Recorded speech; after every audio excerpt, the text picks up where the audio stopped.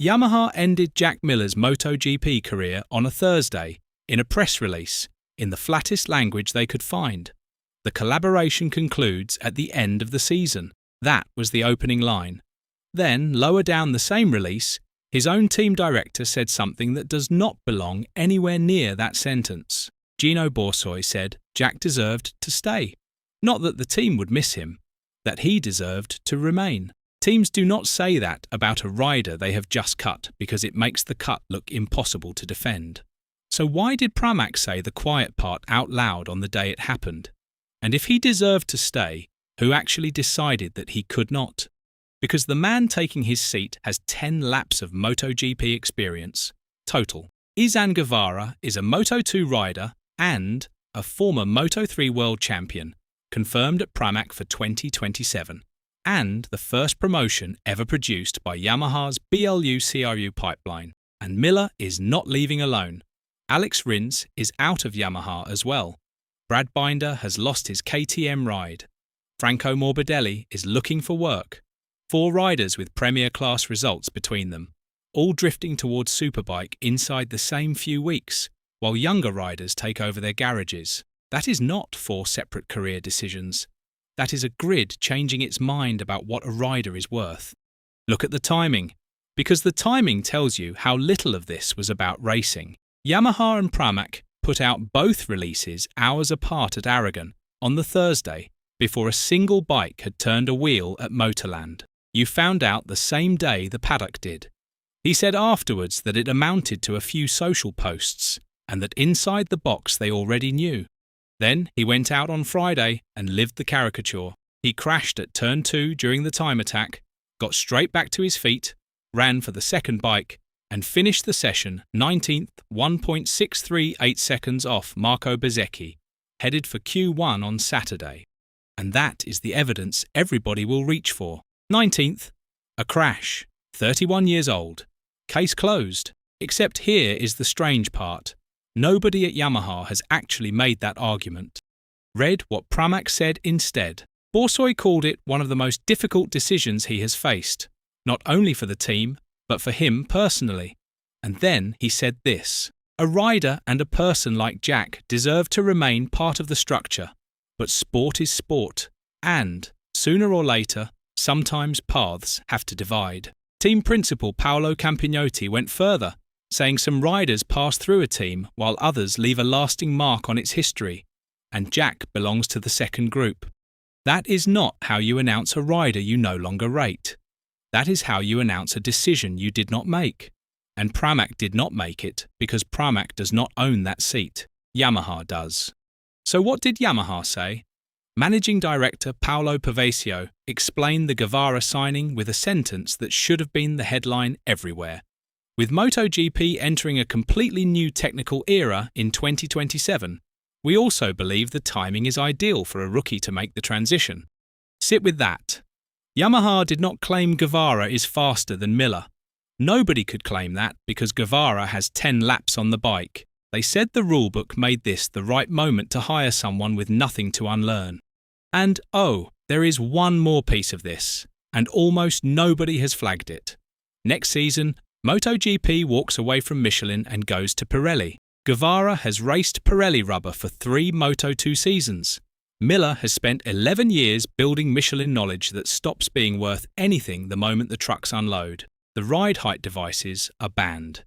The engines drop from 1000cc to 850cc. And the bike every veteran on this grid spent years learning gets reset with them. Ask the rider who paid that bill personally. Toprak Razgatlioglu arrived from Superbike and had to invert everything, Pirelli to Michelin, plus whole shot and ride height systems he had never touched, on a 1000cc bike. Here is what he said about the kid replacing his teammate. It'll be easier for him because of the tyres. And then there are the new engines, which are very similar to a Moto2 power unit. His move is coming at just the right time. His move is coming at just the right time, which means somebody else's was coming at exactly the wrong one. Pavesio also called the promotion a great example of what the BLU-CRU program was designed to achieve, which is worth hearing properly. Yamaha did not stumble into a rookie because the veteran market dried up. They spent years building a factory for exactly this, a structure that produces riders who arrive cheap, young, contractually tied, and completely free of habits, and they switched it on the season. The habits stopped being useful. Now the pattern gets loud. Rins is gone from Yamaha and says he has options in Superbike and in championships that surprised him. Binder is reported as a done deal at BMW for next season after KTM declined to keep him. Morbidelli confirmed he is negotiating, and when he was asked whether the somebody he is talking to is in Superbike, he answered yes. 4 Premier Class riders, 1 window, 1 exit door. People thought Yamaha cut a rider who had slowed down. Yamaha cut a category of rider. In a reset year, experience is not a skill, it is inventory, and it just expired. And this is where it turns genuinely strange. While MotoGP moves off Michelin, Superbike moves onto it in the same season. So the asset Yamaha just wrote down to nothing is about to become one of the most valuable things in the paddock Miller is walking toward. Listen to how he frames the move himself. I'm looking at options over in World SBK, trying to swap over there, and with my experience on the Michelin tyre over the last 11 years, hopefully I'll be able to take some of that experience over there. That is not a rider accepting a demotion.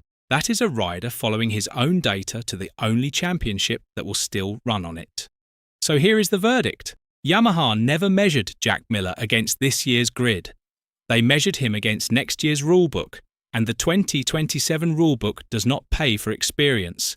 It pays for adaptability, cheapness and a clean sheet, and a Moto2 kid on Pirellis scores higher on all 3 than a 250 race veteran with a decade of Michelin muscle memory. Which is why Borsoi could say the man deserved to stay and mean every word of it. Both things are true. He did deserve to stay, and he was never going to, because the call was never a verdict on the rider. Sport is doing an enormous amount of work in that sentence. Miller says he still has plenty of racing left, that he believes he is still getting better, and that a few more Grands Prix would not change his life anyway. His stated ambition now is blunt. He wants to become the best Superbike rider he can become. 12 seasons in the Premier Class end not with a decline, but with a rule change. And every veteran on this grid just watched what that costs. So the real question is not whether Jack Miller was still fast enough. It is whether experience means anything at all in the sport that is coming. Do you think Yamaha made the smart call? Or did they just talk themselves out of the one rider who could have taught a rookie the bike? Let us know in the comments below.